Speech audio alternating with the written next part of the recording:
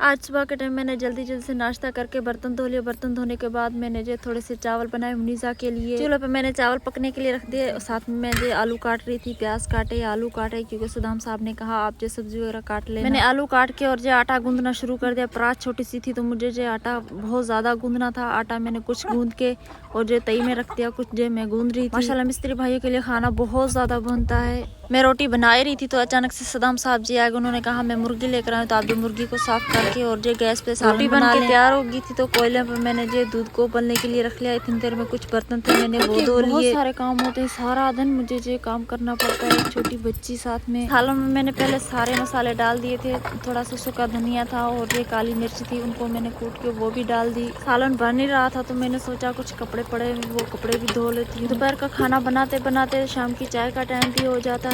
सदम साहब भी आ गए थे खाना लेने के लिए। हमारा सालन बन के तैयार हो गया था। माशाल्लाह सालन से जो बहुत अच्छी और प्यारी खुशबू आ रही थी। अल्लाह पाक आप लोगों को खुश रखे, आबाद रखे, जहाँ भी रहें खुश रहें, आबाद रहें, हंसते रहें, मुस्कुराते रहें।